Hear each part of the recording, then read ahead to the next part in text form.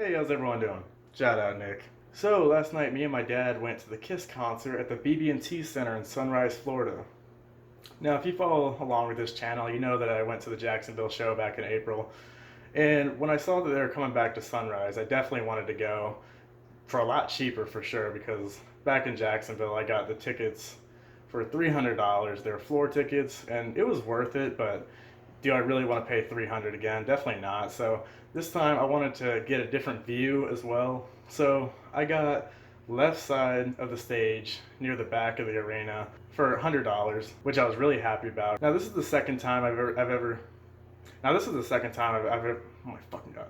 Now this is the second time I've ever seen a concert at the BB&T Center. The first one was AC/DC back in 2016 with Axl Rose, which was a great concert. BB&T Center is home to the Florida Panthers NHL team. I just want to say how great of an arena this place is. I mean, they always have so much free parking outside. It's easy to get in and out. So much like food variety inside the stadium, and it's just really nice overall. Most people today, because they don't know what Jesus said, they're living a life that separated them from the Lord, separated from the Lord. They have hate, they have envy.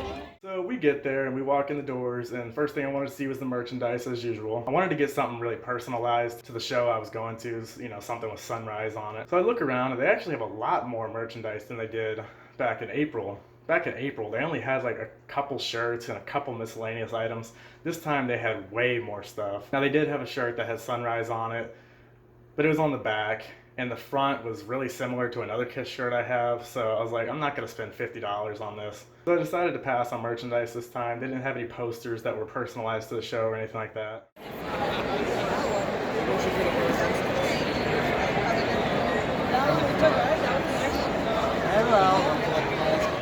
So we headed over to our seats.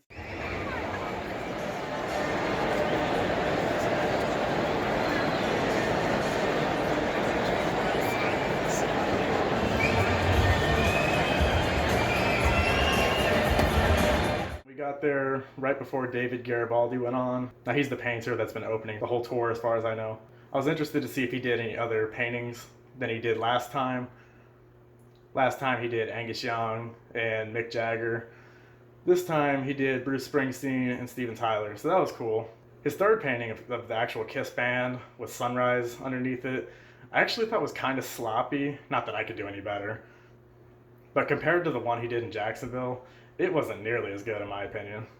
No offense, David, if you're watching this. I'm sure you are. So anyway, the show comes on. They open up with Detroit Rock City. Man, seeing that intro is so crazy. Like the banner comes down, all the members of Kiss come out on platforms. There's like so much pyro and smoke and just crazy shit going on. It literally gets your blood pumping. Everyone had their phones out recording it. But overall, I thought the show was great. First, I want to talk about Deuce. I forgot to mention this in my last video, but I've never been a huge fan of the song until I heard it live in person at the Jacksonville show. They played it again in this show. They played Say Yeah from Sonic Boom. Now that's one I don't know. Not my favorite song by any means. I think they maybe should cut it from the set list. If they're going to play anything from Sonic Boom, I think they should definitely play Modern Day Delilah, which is my favorite song of all time by Kiss. But I think it's just kind of a wimpy song. When they played Heaven's on Fire in Jacksonville, I always thought that it was kind of a lame rendition. It fell flat for me. This time, I thought they actually improved it. I don't know what it was. Maybe it was just the crowd singing more or something, but it sounded way better.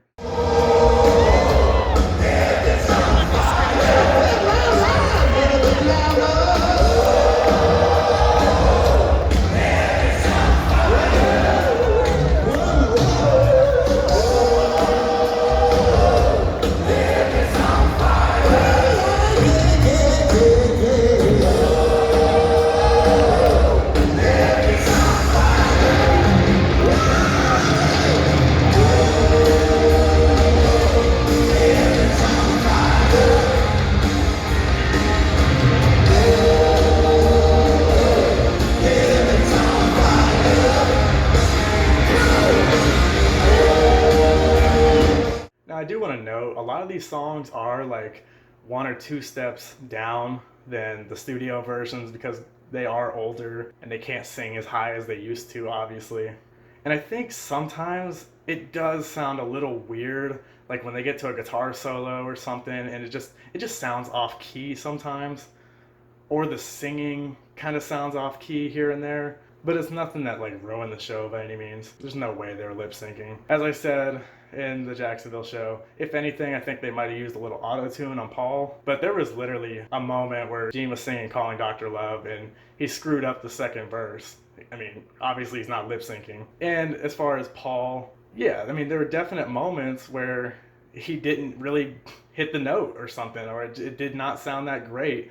I don't know why he'd be lip syncing to a track where he doesn't sound that great. Like, you think they would go to that length to fool the crowd? Like, I just don't see it. Now, I also do want to mention this whole set list was exactly the same as the Jacksonville show, which I'm not surprised about, except for one song. One song was different. I'll get to that later. They played War Machine, which I think is great. I don't think a lot of the crowd knows that song, but it is a really awesome song from Creatures of the Night. I wish Gene sang the choruses, but for whatever reason, he just like let the crowd sing it.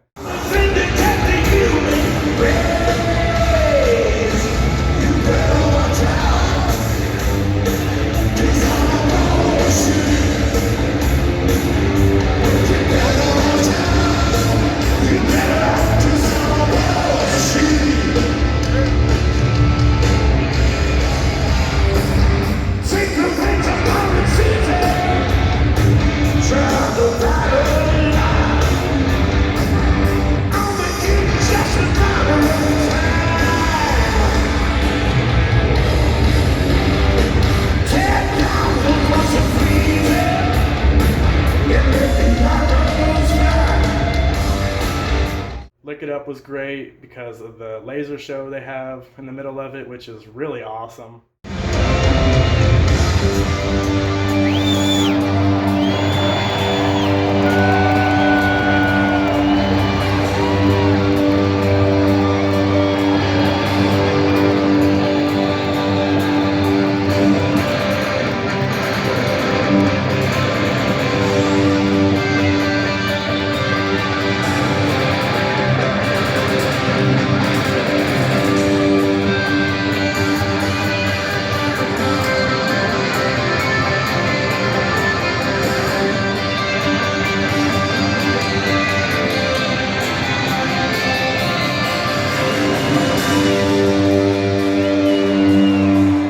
Eric's drum solo is pretty funny because now he has a little bit where he's doing the kick drum while he like wipes himself off and shit. And it definitely got a kick out of the crowd.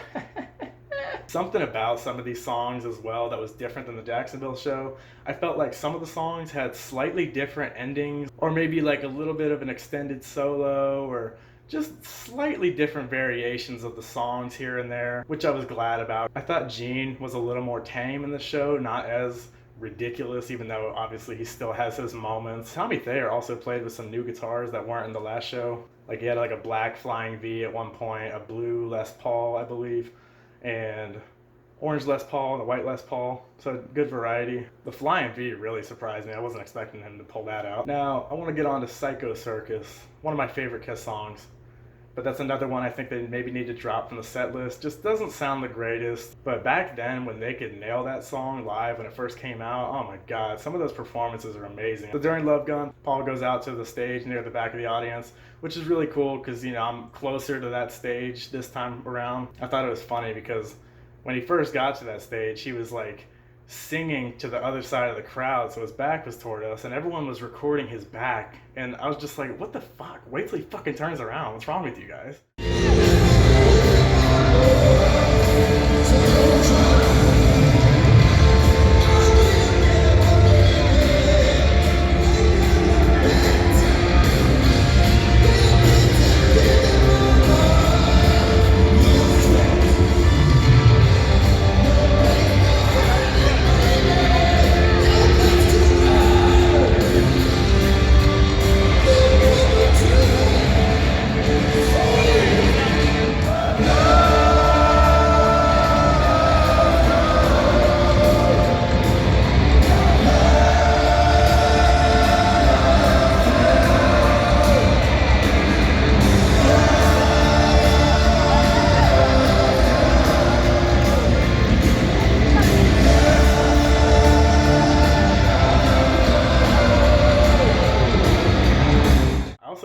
mention, there was this couple, a couple rows down from me that were so high out of their minds, and they were dancing and having a good time and grinding up on each other. And at one point the girls tried to take her shirt off, and luckily the guy was like, you know, put that shit down. And she was all over him, and they were kissing and making out, and their weed just stunk up the whole place. There was a little girl next to me, and she kept plugging her nose, which I thought was hilarious. Speaking of plugging your nose, like the last 2 or 3 concerts I've been to, someone's always ripped ass really bad during the show. It smelled fucking rancid. This time it was actually me, and I don't know how everyone else took it, but I mean, looks like it shaved off some of my hair. It was also around this time that this guy pulled his phone out and answered it and was like, "Hello? What? I can't hear you. What? Hold on, let me get in a better area." And proceeded to walk his fat ass in front of everybody and ruining their video trying to swerve by. So one of the last things I want to talk about is the encore. Now, this is where I knew they might change it up a little bit. Last time they played Beth, Do You Love Me, and Rock and Roll All Night. I knew they might not play Do You Love Me and might play something else. I haven't been reading up on their set list or anything, so I don't know if they've changed it. But luckily, they did, and I got a new song. They played Crazy Crazy Nights, which I actually am a fan of that song. I really do like it. So that was awesome. And after doing some research after the show, I realized they've been playing Crazy Crazy Nights for a few months now. I'm glad I never found out about that because it was a cool surprise.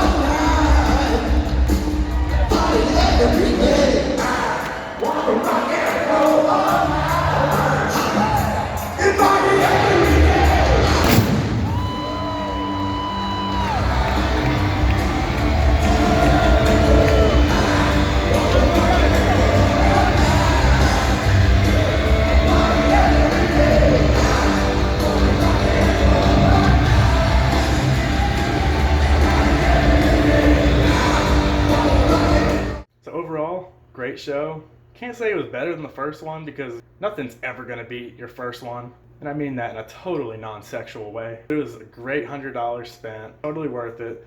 As I said, if you have the chance to go, I would definitely go. Especially if you've never seen Kiss before. I heard a guy when we were leaving the stadium that's like, honestly, Kiss isn't even in my top 50 bands, but that was a great show and a lot better than I expected. So, who knows if this will be the last time I ever see Kiss? I mean, as far as scheduled dates, this is the last time they're coming to Florida, but you never know. I mean, shit, 3 years from now when they're still doing the end of the road tour, maybe they'll come back to Orlando or something.